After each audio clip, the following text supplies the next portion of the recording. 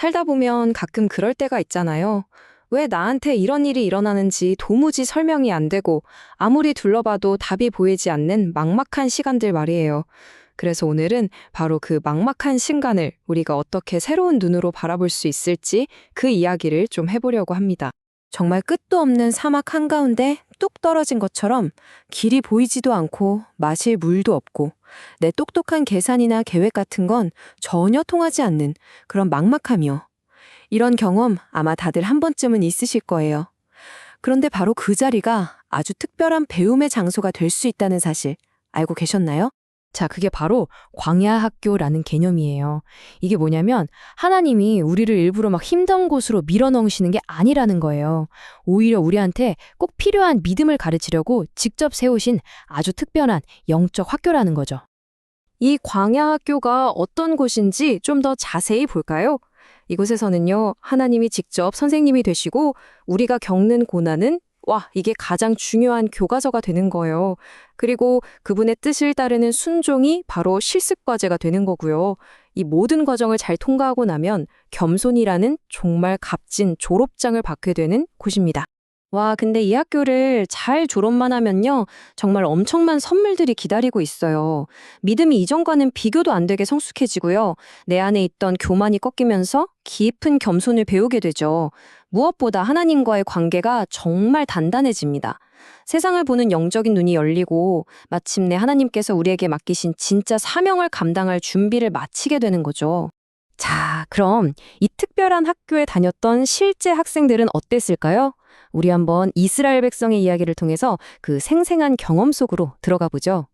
과연 그들은 이 학교 한복판에서 어떤 실수를 했고 또 뭘 배워야만 했을까요? 그때 상황이 이랬습니다. 약속의 땅 가나안을 눈앞에 두고 있었는데 길을 막아서는 바람에 어쩔 수 없이 멀리 돌아가야만 했어요. 길이 멀고 힘들어지니까 성경을 보면 이때 백성의 마음이 짧아졌다고 표현하거든요. 이게 히브리 원어로 보면 조급해졌다는 뜻이에요. 말 그대로 인내심이 그냥 바닥나 버린 거죠. 바로 이 지점에서 똑같은 상황을 두고 이스라엘 백성이랑 하나님의 시각이 얼마나 다른지 정말 극명하게 드러납니다. 이스라엘 사람들한테는요, 이 길이 그냥 짜증나는 장애물, 의미도 없는 고통, 그냥 막힌 길이었던 거예요. 하지만 하나님이 보시기엔 달랐어요. 그들을 위해 특별히 준비된 길이었고 분명한 목적이 있는 훈련 과정이자 아주 중요한 교훈을 배울 절호의 기회였던 거죠. 결국 이 마음속의 불만이 밖으로 터져 나오고 맙니다. 매일 하늘에서 내려주신 기적의 음식, 그 만나를 향해서 이 하찮은 음식을 싫어한다고 외친 거죠. 여러분, 이게 그냥 이 반찬 싫어 하는 음식 투정 수준이 아니었어요. 이건 하나님의 공급하심 자체를 거부하고 멸시하는 아주 심각한 영적 반역이었습니다. 이렇게 불평이랑 반역이 정말 극에 달했을 때 드디어 위기가 찾아옵니다. 그리고 하나님께서 내놓으신 해결책은 이건 진짜 아무도 상상하지 못했던 거였어요. 바로 불뱀 때가 나타난 거죠. 뱀에 물린 사람들이 고통 속에서 죽어갔습니다. 이 불뱀이 그냥 우연히 나타난 자연재해가 아니었던 거예요. 사람들 마음속에 퍼져있던 그 불평과 불신의 독 있잖아요. 그게 눈에 보이는 형태로 나타난 거였죠. 이건 하나님의 징계이면서 동시에 정신 차려라 하는 경고 사인이기도 했습니다. 여기서 이런 질문이 들 수밖에 없죠. 아니, 잠깐만요. 하나님이시면 그냥 뱀들을 쓱 없애주시면 되는 거 아니에요? 실제로 백성들도 그렇게 기도했어요. 제발 이 뱀들 좀 없애달라고요. 하지만 하나님의 처방은 전혀 달랐습니다. 그런데 하나님의 처방은 정말 상상도 못한 거였죠. 총동으로 뱀 모형을 만들어서 장대 위에 높이 달아놓고 뱀에 물린 사람마다 그걸 쳐다보면 살 거라는 약속을 주신 거예요. 여기서 핵심이 뭐냐면요. 환경, 그러니까 뱀을 없애주는 게 아니었다는 거예요. 대신 그들의 시선을 바꾸는 거였죠. 자, 그리고 바로 이 지점에서 하나님께서 이 광야 학교를 통해서 진짜로 가르치고 싶으셨던 가장 중요한 교훈이 드러나는 겁니다. 그건 바로 뛰어난 문제 해결 능력이 아니었어요. 오히려 그 끔찍한 고통 속에서도 하나님을 바라보는 믿음, 바로 그거였습니다. 여기서 바라본다는 게 그냥 고개만 까딱 들어서 쳐다보는 그런 단순한 행동이 아니었어요. 이건 하나님의 말씀을 믿고 따르는 순종, 즉 믿음의 행위였던 거죠. 그 청동뱀 자체에 무슨 마법 같은 능력이 있었던 게 절대 아니에요.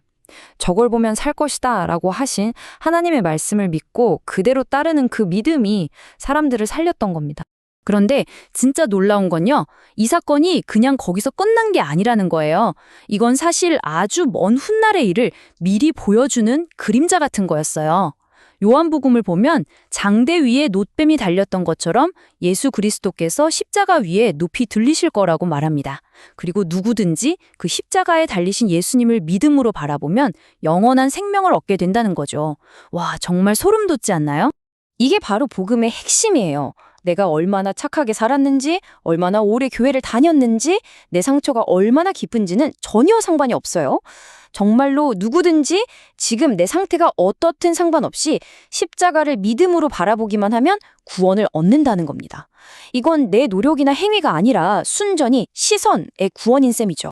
자, 그렇다면 이 광야에서 얻은 이 값진 교훈을 오늘 우리의 삶에 어떻게 가져와서 적용할 수 있을까요?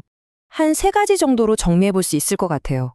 첫 번째는요, 나를 물고 아프게 하는 그 뱀, 그러니까 내 문제에만 막 집중하는 게 아니라 해결책이신 십자가로 시선을 옮기는 거예요. 두 번째는 가끔 내 생각과 전혀 다른 길로 가시는 것 같아도 그래도 하나님의 길이 맞습니다 라고 인정하고 받아들이는 거죠. 마지막으로 눈앞에 보이는 절망적인 현실이 아니라 보이지 않는 하나님을 바라보면서 기도하는 훈련을 하는 겁니다. 결국 광야에서의 이 모든 경험이 우리를 단단하게 만들어주는 훈련인 셈이에요.